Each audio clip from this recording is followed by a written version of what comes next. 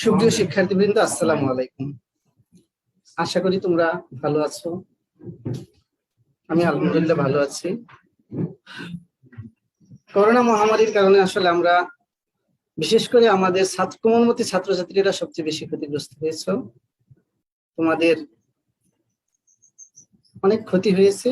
তো এই ক্ষতিটাকে পুষিয়ে নেওয়ার জন্য কিন্তু আমাদের এই প্রচেষ্টা, জনতা আদর্শ বিদ্যাপীঠ কর্তৃক পরিচালিত এই অনলাইন ক্লাস জুম মিটিং আমরা আয়োজন করেছি। আর আজ তোমাদের সামনে আমি উপস্থিত হয়েছি অষ্টম শ্রেণীর বাংলা প্রথম পত্রের কবিতা নিয়ে। আমি গত ক্লাসে কবিতা নিয়ে আলোচনা করেছি। আমি বলছিলাম তোমাদেরকে যে কয়েকটা কবিতা শেষ করে তারপরে গদ্য কয়েকটা শেষ করে তারপরে দ্বিতীয় পত্রে চলে যাব। কারণ দ্বিতীয় পত্রে কিন্তু তোমরা যদি অনেকেই ফেসবুকে দেখো, তাহলে লকডাউনের সময় কিন্তু আমরা জানুয়ারি থেকে যে ক্লাসগুলি করেছি আমি সবগুলো দ্বিতীয় পত্রের উপর করেছি, প্রথম পত্রে কোনো ক্লাস হয় নাই। তো সেজন্যই মূলত প্রথম পত্রটা একটু আগিয়ে যাচ্ছি, কারণ কবিতাগুলো তোমাদের বোঝার প্রয়োজন আছে।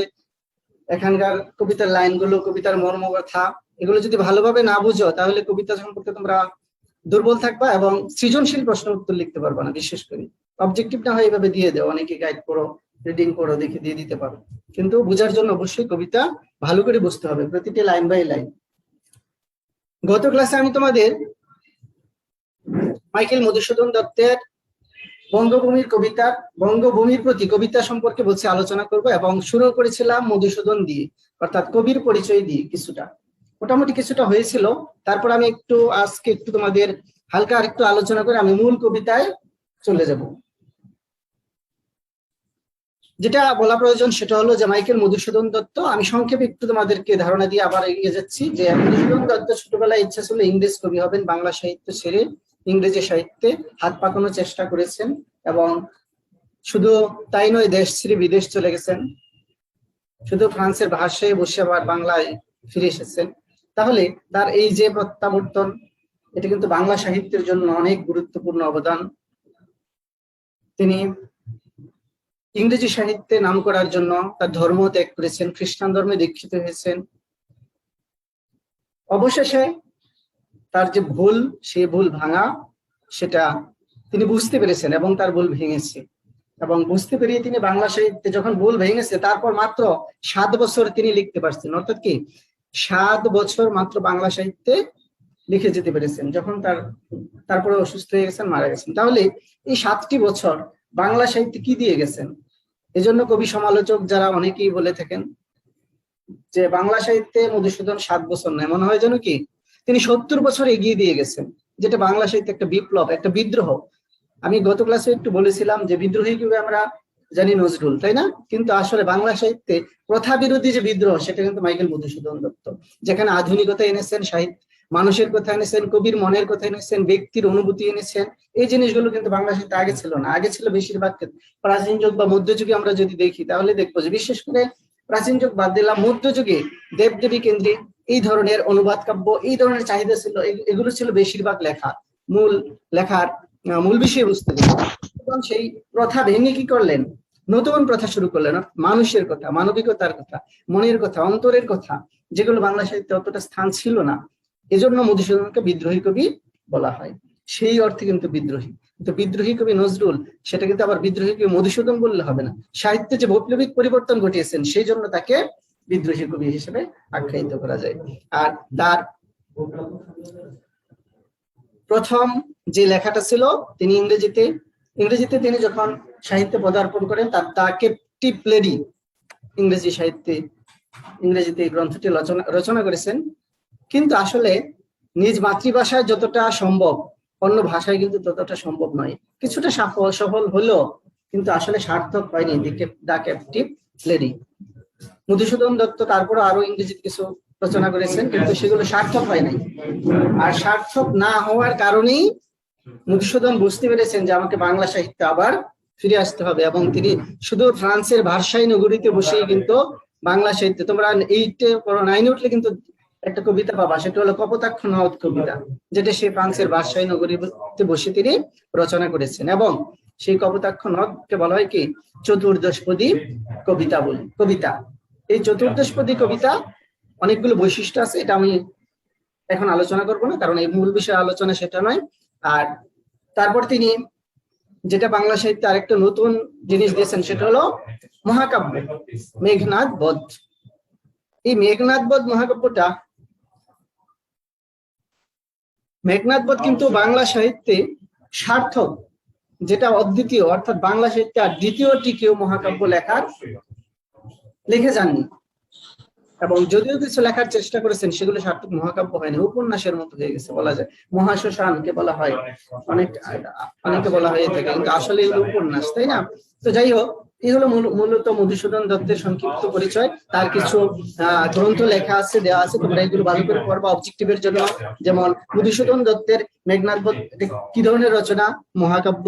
তারপরে কিছু কাব্য রয়েছে, কাব্যগুলো কি কি আছে সেগুলো, কিছু নাটক রয়েছে, কিছু প্রহসন রয়েছে। প্রহসনের মধ্যে কি কি বলে সভ্যতা, বুড়ি শালিকের ঘাড়ে রোগ, নাটক হলো শর্মিষ্ঠা, তারপরে পদ্মাবতী, কৃষ্ণকুমারী, এগুলো হলো তার উল্লেখযোগ্য নাটক। আর এক পত্রকাব্য হলো বীরাঙ্গনা, পত্রকাব্য হলো বীরাঙ্গনা। এই হলো মূলত তার সংক্ষিপ্ত পরিচয়। 1873 খ্রিস্টাব্দে তিনি মৃত্যুবরণ করেন। এবার আমরা মূল পাঠে চলে যাব, অর্থাৎ মূল কবিতায় চলে যাব।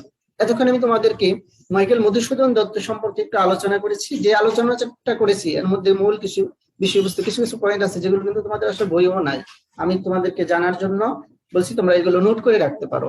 আমার এই আলোচনার মধ্যে অনেক কিছু যেগুলো বই রিলেটেড সম্পর্কিত আলোচনা, কিন্তু বইয়ের মধ্যে নেই, যেগুলো তোমাদের জন্য পরবর্তী প্রয়োজনে বা যে কোনো সময় জীবনে সেগুলো প্রয়োজন হতে পারে, বা প্রয়োজন দরকার তোমাদের এগুলো জানার জন্য। আচ্ছা, অবশ্যই সেগুলো নোট করবা। এখন আমি মূল কবিতায় চলে যাব। কবিতাটা তোমাদের আমি লাইন বাই লাইন সুন্দর করে বুঝাবো, বুঝিয়ে তোমাদেরকে ব্যাখ্যা করে দিব। প্রথমে আসা যাক বঙ্গভূমির প্রতি কবিতা, তাই না? আসলে এই বঙ্গভূমির প্রতি কবিতাটা কি ধরনের কবিতা? এটাকে বলা হয় একটা গীতি কবিতা। মধুসূদন দত্তের এই বঙ্গভূমির কবিতাটা হলো একটি গীতি কবিতা। তাহলে আমাদের জানা দরকার যে আসলে গীতি কবিতাটা কি, তাই না? যে গীতি কবিতাটা কি, তাহলে গীতি কবিতা আমাদের অবশ্যই জানতে হবে যে গীতি কবিতাটা কি। আমি বলে দিচ্ছি, তোমরা লিখে নিতে পারো। যে শ্রেণীর কবিতায় কবি ব্যক্তিগত হৃদয়ের অনুভূতি, তোমরা লিখে নাও, খাতা কলম রাখো, লিখে নিতে পারো। যে শ্রেণীর কবিতায় কবি ব্যক্তিগত হৃদয়ের অনুভূতি, নিজের একান্ত কামনা, বাসনা ও আনন্দ, নিজের একান্ত কামনা, বাসনা ও আনন্দ। তোমরা কি শুনতে পাচ্ছ? হ্যাঁ, আচ্ছা তাহলে লিখি নাও। হ্যাঁ, লিখতেছো তো? আবার প্রথম থেকে বললেন। হ্যাঁ, আমি বলতেছি, অসুবিধা নেই। প্রথম কি বলবো? যে শ্রেণীর কবিতায় কবি ব্যক্তিগত হৃদয়ের অনুভূতি, যে শ্রেণীর কবিতায় কবি ব্যক্তিগত হৃদয়ের অনুভূতি, নিজের একান্ত কামনা, বাসনা ও আনন্দ, নিজের একান্ত কামনা, বাসনা ও আনন্দ, বেদনা প্রাণের অন্তঃস্থল হতে, প্রাণের অন্তঃস্থল হতে আবেগ কম্পিত সুরে, আবেগ কম্পিত সুরে অখণ্ড ভাব প্রকাশ করে, আবেগ কম্পিত সুরে অখণ্ড ভাব প্রকাশ করে তাকে গীতি কবিতা বলে। অখণ্ড ভাব আরেকবার বলেন। তাকে গীতি কবিতা বলে। হ্যাঁ, এবার প্রথম থেকে আবার বলছি, মিলিয়ে নাও। যে শ্রেণীর কবিতায় কবি দেখো, যে শ্রেণীর কবিতায় কবি ব্যক্তিগত হৃদয়ের অনুভূতি, নিজের একান্ত কামনা, বাসনা ও আনন্দ, বেদনা প্রাণের অন্তঃস্থল হতে আবেগ কম্পিত সুরে অখণ্ড ভাব প্রকাশ করে তাকে গীতি কবিতা বলে। আশা করি যে আর সমস্যা হওয়ার কথা নয়। সামনে আগাই আমি নাকি? হ্যাঁ স্যার। জি স্যার। আচ্ছা, তাহলে এবার আমাদের দরকার আসলে কবিতাটা এখানে গীতি কবিতা বলছে, মাইকেল মধুসূদন দত্তের বঙ্গভূমির প্রতি হলো গীতি কবিতা, তাহলে আর কবিতা আর গীতি কবিতার মধ্যে পার্থক্যটা কি, তাই না? এখানে একটা প্রশ্ন তোমাদের মনে আসতে পারে। আমি কিন্তু গীতি কবিতার সংজ্ঞাটা দিয়েছি। আসলে গীতি কবিতার মধ্যে কবির ব্যক্তি মনের অনুভূতি, আবেগ, অনুভূতি ইত্যাদি প্রকাশ পাবে, যেটা অন্য কোনো কবিতার মধ্যে নাই। তাহলে এই শ্রেণীর যেগুলো আছে এগুলোকে আমরা কি ধরতে পারি? গীতি কবিতা। অর্থাৎ তার মনের, কবির একান্ত দুঃখ, কষ্ট, আনন্দ, বেদনা, হৃদয় ইত্যাদি যেটা তার ব্যক্তি হৃদয়ের মনের কথা, তাই না? আর যদি আমরা দেখি যে সমাজের কথা, পরিবেশের কথা, প্রকৃতির কথা, নদীর কথা, সামাজিকতা নিয়ে, তাই না, কোনো রাজনৈতিক বিষয়, কোনো সামাজিক বিষয়, কোনো পারিবারিক বিষয়, এই ধরনের বিষয় নিয়ে লিখলে কিন্তু সেগুলো কি হয়ে যায়? কবিতা হয়, তাই না? সাধারণ কবিতা যেটা। তাহলে আমরা গীতি কবিতার বৈশিষ্ট্য এটা হলো, এ ধরনের গীতি কবিতা কিন্তু অনেকেই লিখে গেছেন, এ ধরনের গীতি কবিতা অনেকেই লিখে গেছেন। রবীন্দ্রনাথ ঠাকুরও বেশ কিছু গীতি কবিতা লিখে গেছেন। তাহলে গীতি কবিতা আমরা বুঝলাম যে গীতি কবিতা এই।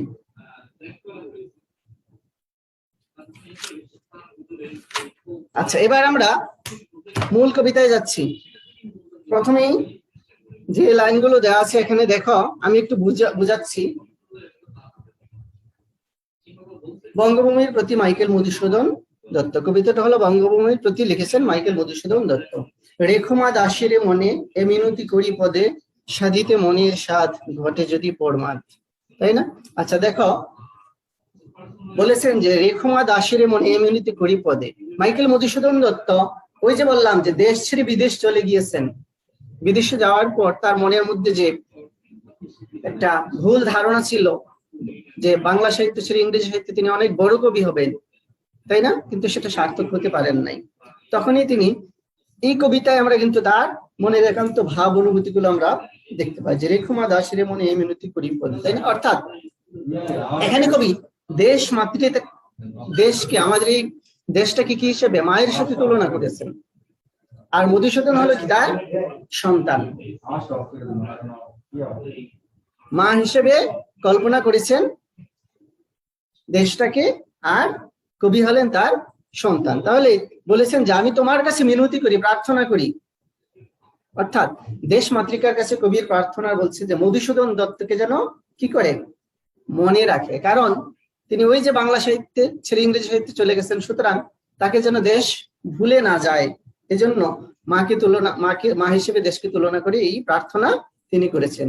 সাধিতে মনের স্বাদ ঘটে যদি, অর্থাৎ তার মনের স্বাদ বা তার মনের ইচ্ছা পূরণ করার জন্য, তাই না? সাধক ইচ্ছা। তাহলে কবি তার মনের ইচ্ছা পূরণ করার জন্যই কিন্তু কি করছেন, তার মনের প্রকাশ পেয়েছিল বা মনে ভেবেছিলেন যে ইংরেজি সাহিত্য অনেক বড় কবি হবেন, তাই না? তাহলে তার মনের ইচ্ছা পূরণ করার জন্য যদি কোনো ভুল হয়ে থাকে, পরমাদ মানে ভুল, ঘটে যদি পরমাদ, অর্থাৎ ভুল হয়ে থাকে, কবির যদি কোনো ভুল হয়ে থাকে, কবি কিন্তু তার ভুল বুঝতে পেরেছেন এবং বলছেন যদি আমার ভুল হয়ে যায় মধুহীন করুণা গো তব মন স্বপ্ন দে।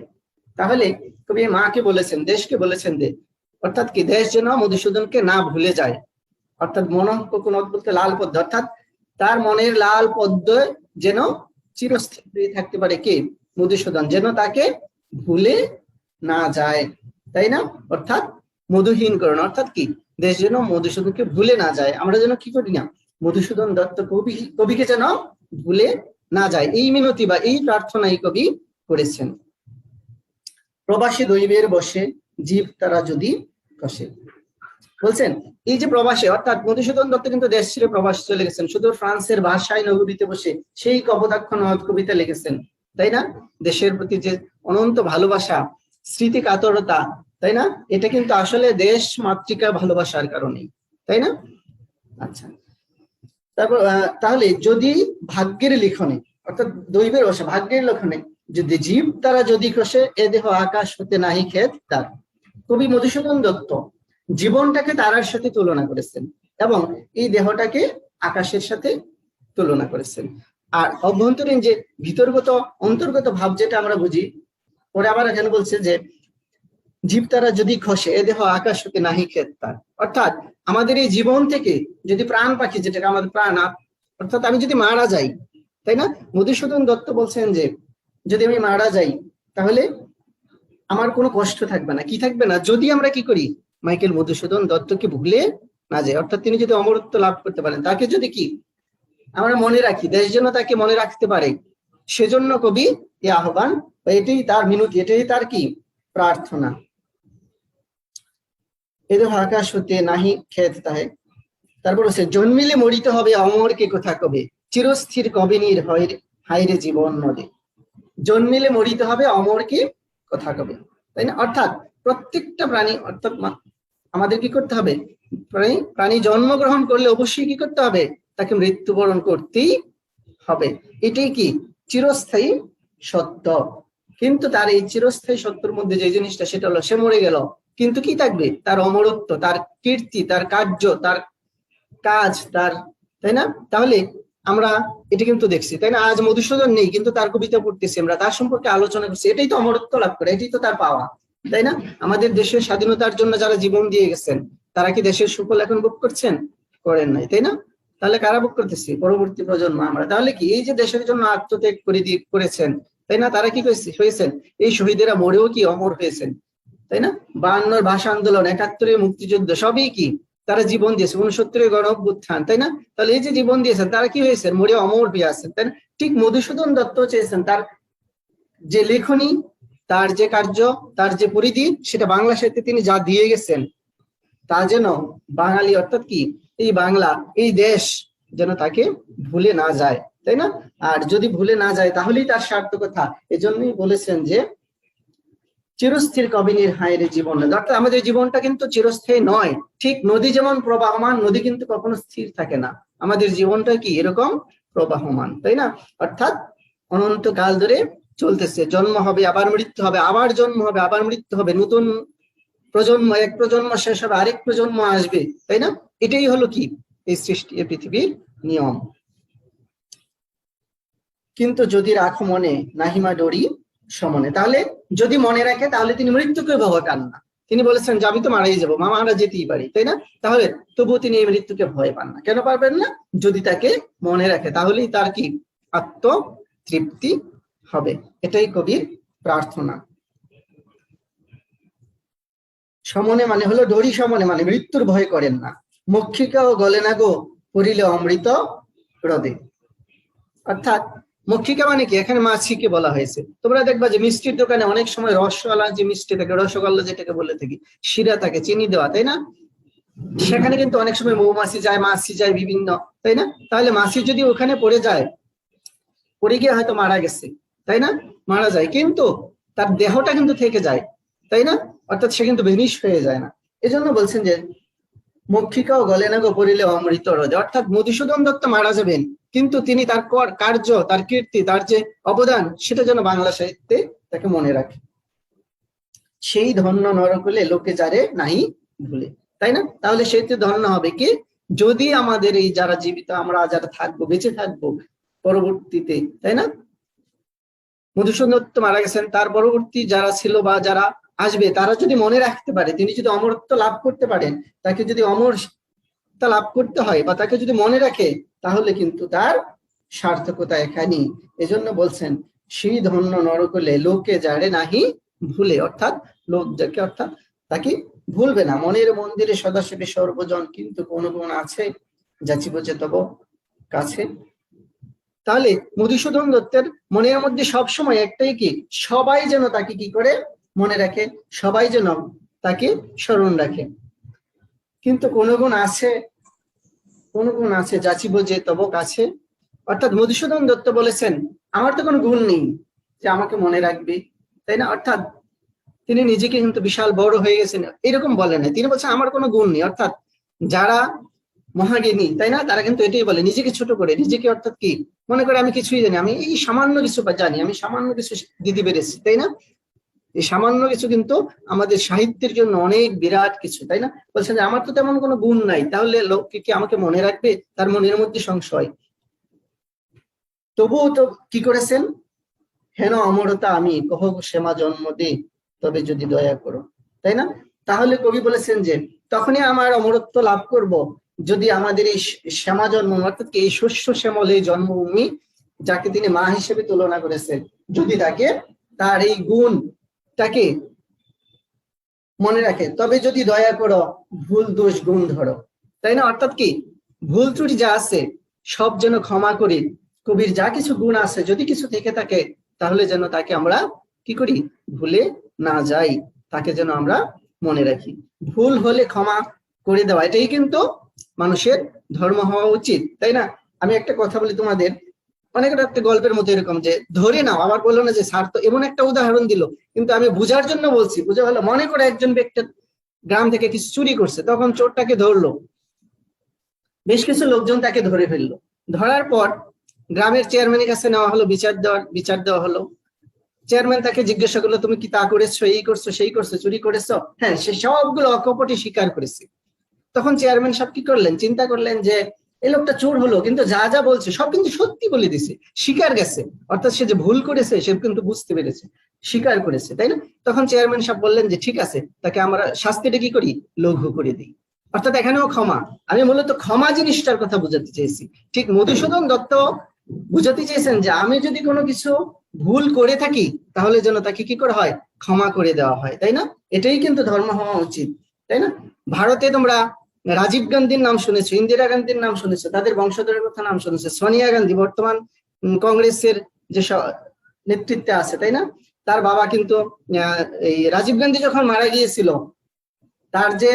তাকে যে হত্যা করা হয়েছিল, একমাত্র জীবিত আসামি ছিল নলিনী নামে একটা মহিলা, কিন্তু সেই মহিলা এখনো আছে এবং তার বিরুদ্ধে কিন্তু মৃত্যুদণ্ড রায় আছে, সে ভারতে আটক আছে। তো বেশ কয়েক বছর আগে কিন্তু সেই জীবিত ব্যক্তিকে, যে তার বাবাকে হত্যা করেছে, ফাঁসির রায় হয়েছে, এখন ফাঁসি হবে, যে কোনো সময় তাকে ভারত সরকার ফাঁসি দিতে পারে, তাই না? আদালতে সেটা আছে।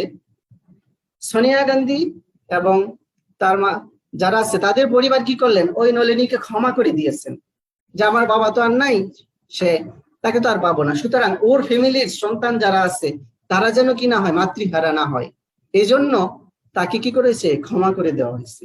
যদিও সেটা আদালতের বিষয়, তারা পারিবারিক ভাবে কিন্তু ক্ষমা করে দিয়েছে, এখন আদালত সেটা বুঝবে কি করার বিষয়। কিন্তু এই যে ক্ষমা করে দেওয়া, এই ক্ষমাটাই চেয়েছেন কি মাইকেল মধুসূদন দত্ত, আমাদের কাছে কি বলেছেন, যদি কোনো ভুল থাকে, দোষ থাকে, আর যদি কিছু গুণ থেকে থাকে, তাহলে ওই গুণ অথবা এই দোষগুলো যেন ক্ষমা করে দিয়ে তাকে কি করা হয়, সবাই যেন মনে রাখে, এটাই চেয়েছেন মধুসূদন দত্ত। তাহলে ভুল দোষ গুণ ধরো, অমর করিয়া বর দেহদাসে সুবর দে। তাহলে অমর করিয়া, কবি এখানে আরেকটা বলছেন যে তাকে অমরত্ব করার জন্য, তাহলে এই যে প্রার্থনা জানিয়েছেন, প্রার্থনাটা বলেছেন যে অমর করিয়া বর দেহ দাসে সুবরদে, অর্থাৎ দেবীর কাছে সুবরদ, অর্থাৎ দেবীর কাছে প্রার্থনা করেছেন তার কি, অমরত্ব লাভ করার জন্য। তার এই অমরত্ব লাভ করার জন্য তাকে যেন কি করে, আশীর্বাদ করে, বরদান করা, তাই না? অর্থাৎ তার যেন কল্যাণ, তাকে যেন আশীর্বাদ করা হয়। তাহলে সেই দেবীর জন্য তাকে, অর্থাৎ কি, তিনি তো ধর্মান্তরিত হয়েছেন, তাই না? হলো তিনি সেই সৃষ্টিকর্তা বাদে দেবীর কাছে তিনি প্রার্থনা করেছেন বর দেওয়ার জন্য, অর্থাৎ কি, আশীর্বাদ করার জন্য, যেন তিনি কি করেন, অমরত্ব লাভ করতে পারেন। তারপরে মানুষের মা যথা বলে মধুময় তামরস কি বসন্ত কি শারদে। এখানে আরেকটা কথা বলেছেন যে তাহলে মাইকেল মধুসূদন দত্ত সব ঋতুতে মধু ফলের মতো রস হয়ে থেকে থাকতে চান, বেঁচে থাকতে চান, তাই না? যে মধুময় তামরস কি বসন্ত কি শরদে, অর্থাৎ বসন্ত শরৎ নয়, এখানে তো উল্লেখ করা হয়েছে দুটি ঋতুর কথা বলা হয়েছে, একটি বলছে বসন্ত এবং আরেকটি বলা হয়েছে কি শরৎকালের কথা। কিন্তু এখানে যদি আমরা যে সব ঋতুতে, তাই না, যখন যে ফল আসবে, সেই বলছে মধু রস হয়ে, মধু ফলে রস হয়ে মধুসূদন দত্ত কি করতে চান, বাঁচতে চান, বেঁচে থাকতে চান, এটাই হলো কি তার শেষ ইচ্ছা এবং আশা। এই হলো মূলত মাইকেল মধুসূদন দত্তের বঙ্গভূমির প্রতি কবিতার মূল বিষয়। আমি তোমাদের প্রতিটা লাইন ব্যাখ্যা করে দিয়েছি, অর্থাৎ আশা করি যে এখান থেকে যদি কোনো অবজেক্টিভ আসে তাহলে তোমরা পারবা। আর সৃজনশীলের জন্য তো অবশ্যই খুবই গুরুত্বপূর্ণ, এই যে প্রতিটা লাইন আমি ব্যাখ্যা করলাম, এই লাইন থেকে যদি কোনো ব্যাখ্যা চাই, জ্ঞানমূলক অথবা অনুধাবনমূলক, দুটা লাইন দিয়ে বললে ব্যাখ্যা করো, 2 নম্বরের প্রশ্ন হতে পারে, 1 নম্বরের প্রশ্ন, তাই না? তাহলে আশা করি যে তোমাদের ভুল হওয়ার কথা নয়, এবং যে পুরা কবিতাটা আমি বিশ্লেষণ করলাম, এখান থেকে তোমাদের সৃজনশীল যে কোনো প্রশ্ন হোক, আশা করি আর তোমাদের কোনো সমস্যা হবে না। এবং এটি ভালো, যাতে তোমরা এই ব্যাখ্যাগুলো আমি যেভাবে দিয়েছি এগুলো তোমরা মনে রাখবা, তোমরা বাসায় চর্চা করবা, এটাই। আর বিশেষ করে এই কবিতার পাঠ পরিচিতিটা ভালো করে পড়বা, কবি পরিচিতিটা পড়বা। কবি পরিচিতির বেশ কিছু পয়েন্ট এখানে আমি বলেছিলাম। মধুসূদন দত্তের কিনা বলে উল্লেখযোগ্য মহাকাব্যের নাম কি? মেঘনাদ বধ, তাই না? তার পত্রকাব্য কোনটি? বীরাঙ্গনা। তার রচিত প্রহসন কোনটি? কি কি বলে সভ্যতা, বরুশালিকের গাড়েরও, তাই না? তারপরে বঙ্গভূমির প্রতি এটি কি ধরনের রচনা, কি ধরনের কবিতা? এটি গীতি কবিতা, তাই না? মধুসূদনের জন্ম কত, মৃত্যু কত, তিনি কেন ধর্মে দীক্ষা কিনা বলে কোন ধর্ম থেকে কোন ধর্মে দীক্ষিত হয়েছেন, তাই না? এই জিনিসগুলো তোমরা ভালো করে মনে রাখবা। তারপরে চতুর্দশপদী কবিতা বলি, বাংলা সাহিত্যে যে বিখ্যাত, যেটা বাংলা সাহিত্য অদ্বিতীয়, দ্বিতীয়টি আর এরকম আমরা দেখতে পাই না, তাই না? এই হলো মূলত মধুসূদন দত্তর বঙ্গভূমির প্রতি। আগামী দিন তোমাদের আমি আরেকটা কবিতা পড়াবো আশা করি, তারপরে গদ্যে চলে যাব। গদ্যে আরো কয়েকটা ক্লাস করার পরে তোমাদের দ্বিতীয় পত্রে চলে যাব। এ পর্যন্ত কেন বলে এ পর্যন্ত আজকে আমি তোমাদের এই কবিতাটা শেষ করলাম। তোমরা প্রস্তুত থাকো আগামী দিন যে কবিতাটা, সেটা আমি কবিতাগুলো আসলে লাইন বাই লাইন ব্যাখ্যা করলে তোমাদের সুবিধা হবে। গদ্যটা তোমরা অনেকে পড়তে পারো, তাই না, বুঝে ফেলতে পারো, কিন্তু কবিতা কিন্তু লাইন বাই লাইন না পড়লে তোমাদের জন্য অসুবিধা হবে। এই জন্য আমি কবিতাটা একটু গুরুত্ব দিয়ে একটু বেশি আগাবো, কবিতাটা, গদ্যটা একটু পেছনের দিকে থাকবো। আর তারপরে দ্বিতীয় পত্র, আগামী দিন 2 বিঘা জমি, রবীন্দ্রনাথ ঠাকুরের খুব সুন্দর একটা বিখ্যাত এবং রবীন্দ্রনাথ এই 2 বিঘা জমি কবিতাটা তোমরা নিজেরা একটু দেখো, কবি পরিচিতিটা দেখো, পাঠ পরিচিতিটা দেখো। যখন আমি আলোচনা করবো তখন তোমাদের জন্য আরো সুবিধা হয়ে যাবে। আজ এ পর্যন্তই। আর তোমাদের জন্য আজকে আমি কিছু প্রশ্ন করতে চাই। এখন যে আলোচনা করলাম 5 মিনিট সময় আমার কাছে আরো আছে, এই 5 মিনিটের মধ্যে তোমাদের কিছু প্রশ্ন করব, তোমরা প্রস্তুত থাকো। আমি যখন যাকে প্রশ্ন করব তোমরা আশা করি যে উত্তর দিবে। স্যার, বলো। স্যার অ্যাসাইনমেন্ট কবে জমা দিব? অ্যাসাইনমেন্ট লকডাউন শেষ হলে তারপর তোমাদের মেসেঞ্জারে আমরা তোমাদের সময়টা দিয়ে দিব, অবশ্যই কবে দিবে। আর আগের দিনই আশা করি তোমরা পেয়ে যাবা।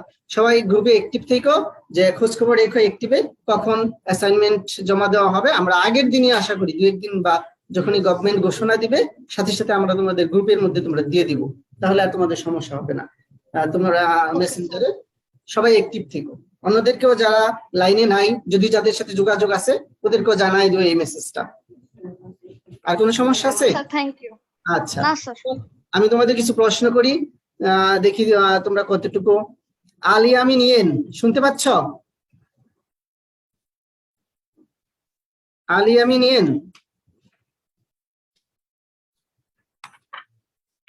ফাহমিদা শুনতে পাচ্ছ?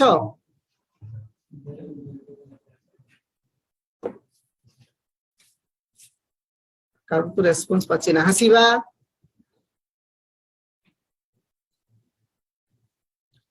আচ্ছা নমশ্রী কি বলি দেখি। নমশ্রী শুনতে পাচ্ছ? আচ্ছা, আমার কথা কি যাচ্ছে না নাকি বুঝতেছি না। এখানে সবাইকে আজাদ